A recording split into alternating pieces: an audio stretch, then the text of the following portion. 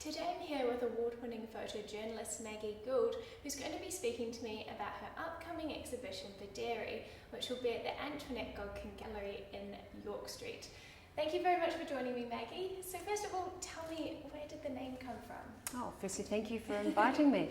Vedere is an Italian word, and it basically means to look, to see, to grasp, and learning how to see, knowing how to see. My mother was talking with me in the garden one day and with my little daughter, and it was the first moment that she actually saw a butterfly bloom, and the excitement and ecstaticness. Over the years, as I've watched and filmed and photographed people, I find the people that have childlike reactions to life are the most interesting people usually. So yes, I wanted to acknowledge that. Yeah, you mentioned Audrey Hepburn as being childlike. Tell me a bit about your experience with her. Yes. I mean, everyone knows Audrey Hepburn's beauty, elegance, and her craftsmanship as an actor. But I was amazed when I interviewed her. She kept a sense of dignity and self, and then right towards the end of the interview, she really got the giggles, and she started laughing actually about her partner and how vain some men can be. And we had a funny moment together at Government House.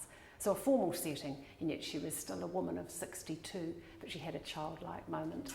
So you've also made the Queen laugh? Oh yes. We were on a royal tour, and at Government House again she popped up and she said, "Oh my, you're a hard-working young lady." And she said, "Do you have children?" And I said, "Yes." And she went, "Oh, you're a working mother." And I turned back at her and I said, "Well, Mum, so are you. You just have a little more help than I do." And she burst her head back laughing and she said, "Oh, I'd never thought of it like that." And we had this really funny moment. And her cousin, Sir Charles Anson, said that was so good to make the Queen laugh. She'd never thought of herself like that. But so coming from a news background, what might be an example of a job that you've been on that sort of took you out of your comfort zone or got your adrenaline rushing?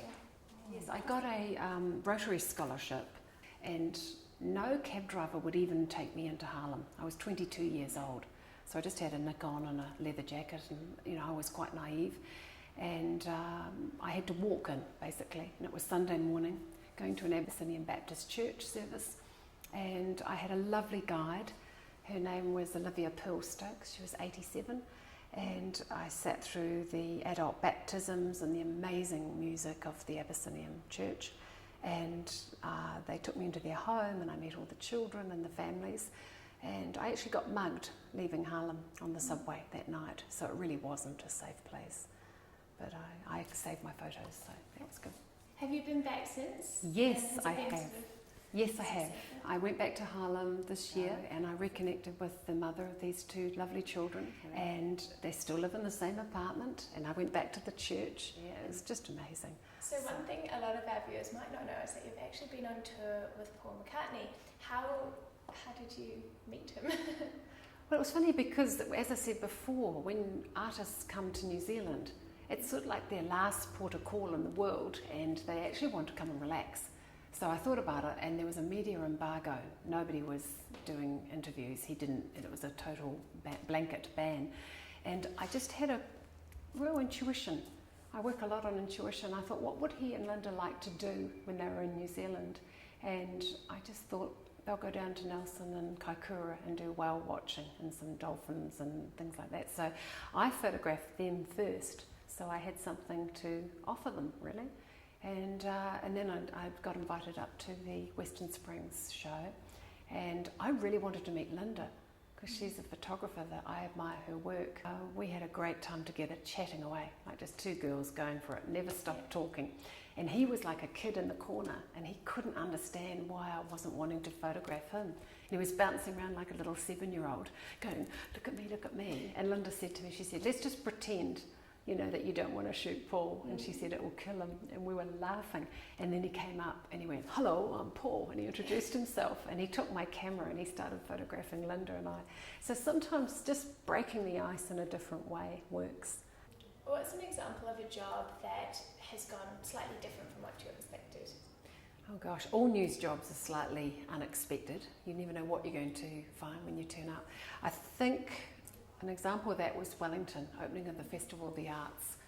Nina Simone. I thought we'd just get a shot of her at the grand piano, and she had problems with the audience, booing and being quite disrespectful. And she asked very gently and kindly at first, please be quiet, 3 times.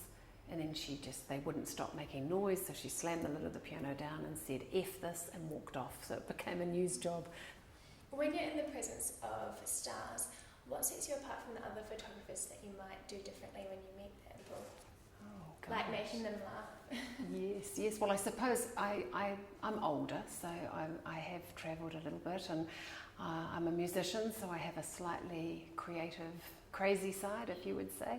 I'm just open to them. I wait. I take my time. So before I'm introduced, I do my research on who they are, what their likes are or dislikes, and I usually try and make them laugh and find some common ground, but I don't rush at them with a camera. So if you had to give some advice to photographers starting out, what might that be? Oh gosh, that's a hard one. Just enjoy meeting people. Yeah. Enjoy your shooting, get closer before you take the image, and just get out there and shoot. Favourite quote of mine is from Ansel Adams. He once said, when words become unclear, I shall focus with photographs. When images become inadequate, I shall be content with silence. And I always thought a photograph can tell a story without having to say a word. So I'd tell my students that, remember that. Yeah, so I know you've got your exhibition coming up soon, but who is next on your agenda to photograph? Okay, well, while I'm based here in New Zealand, the Rolling Stones are doing their the end of their world tour, so I'm going to photograph Keith Richards next. Yeah. Have to add a few more guitarists in there. So, yeah. Definitely. Yeah.